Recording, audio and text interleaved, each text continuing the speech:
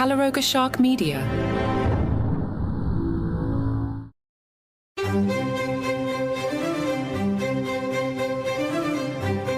Hello and welcome to Palace Intrigue. I am your host, Mark Francis. Hopefully, Prince Willy isn't mad at us calling his wife Kate. A friend of William and Kate's told the Daily Beast, if Harry and Meghan were serious about healing their issue, a first good step would be to call her Catherine.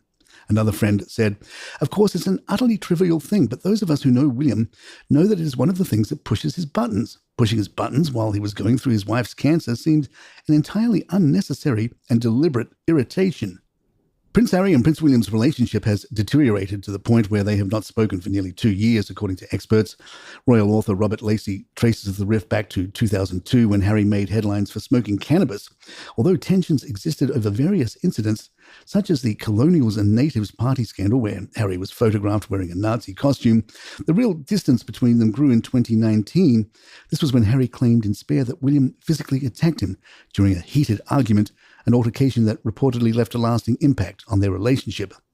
The situation worsened in 2021 when Harry and Meghan stepped down as working royals and moved to Montecito.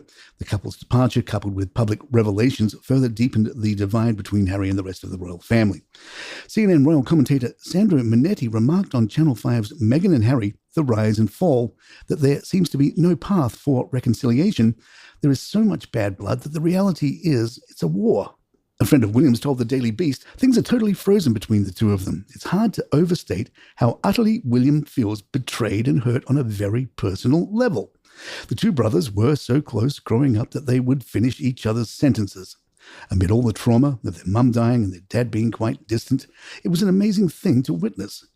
Reading Harry's book, I was really struck by how honest he was about the depth and importance of his relationship with William when they were younger. It makes his decision to basically sell out his entire family, but particularly William, for a bumper payday even more inexplicable. The eye-catching headline is that the brothers will be together only once more, and it won't be at William's coronation. The friend said, I believe it 100%. Why would William and Kate want all the distraction and circus that his presence would bring? I suspect that William will see Harry one more time in his life in the flesh, at their father's funeral. A former Buckingham Palace staffer told the Daily Beast, planning for William's coronation is well underway, and as I understand it, there are no plans to invite Harry.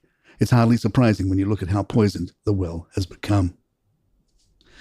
Willy's relationship with his stepmother, Queen Camilla, has evolved over the years, especially after Prince Harry stepped back from royal duties in 2020. According to a source close to the Parker Bowles family, William has developed a familial relationship with Camilla, a significant shift from the initial resentment he and Harry felt towards her during their loyalty to their late mother, Princess Diana. The source notes that William and Harry always harbored distrust towards Camilla and were uncomfortable opening up to her. However, William's attitude towards his stepmother has softened over time, thanks in part to the influence of his wife, the always wonderful Catherine, the Princess of Wales. As the source concluded, if his dad's happy, William is happy. Queen Camilla and senior palace aides are increasingly worried about King Charles' health, particularly regarding his intense schedule and its potential impact on his recovery from cancer. Despite his ongoing health battle, the king has maintained a packed agenda, which has raised concerns about the risk of burnout. Camilla has publicly expressed her concerns, urging Charles to behave and slow down, although these comments often carry a light-hearted tone. However, behind closed doors, her worry is reportedly much more serious. According to a close friend of Camilla, the Queen was particularly distressed when Charles abruptly ended his holiday shortly after it began to attend a demanding royal engagement. While she understands the importance of his duties, she fears that his relentless work ethic may be detrimental to his health. Adding to the concerns is the King's upcoming schedule, including a significant tour of Australia and attendance at the Commonwealth Heads of Government meeting in October. These events are considered crucial, particularly in the context of growing Republican sentiments in Australia, but they also pose a challenge to his health. A palace insider noted that despite positive reports about the king's resilience, his recent appearances suggest otherwise. Observers have noted a noticeable decline in his physical condition, with significant weight loss and signs of aging becoming more apparent. The source emphasized that while Camilla has been urging him to take a break, Charles' workaholic nature makes him resistant to slowing down. This has led to a growing sense of unease among those closest to him, who fear that his determination to fulfill his royal duties may come at a high personal cost. Politico writes, all families have problems, and royals are no exception. That was Norwegian Prime Minister Jonas Gahr Støre's message last week when asked about a scandal enveloping the Norwegian crown princess' son, Marius Boig Horby, who admitted assaulting his girlfriend during a cocaine binge. The Norwegian royal family is a family with some clear challenges, which applies to quite a few other families in Norway, the Prime Minister said. While most of Europeans' monarchies were abolished after the First and Second World Wars, there are 12 who managed to hang on to their crowns and sceptres, albeit after being forced to relinquish most of their political power. They are Denmark, Norway, Sweden, the UK, Spain, the Netherlands and Belgium, as well as the Principalities of Andorra, Liechtenstein, and Monaco, the Grand Duchy of Luxembourg, and the Vatican, a theocratic absolute monarchy. The result is that even today the continent is rife with royals who often wield enormous influence and celebrity and whose antics, when they get up to no good, cause their governments no end of grief. Robert Aldrich, professor of European history at the University of Sydney, said, "Scandals can indeed weaken and even threaten monarchies.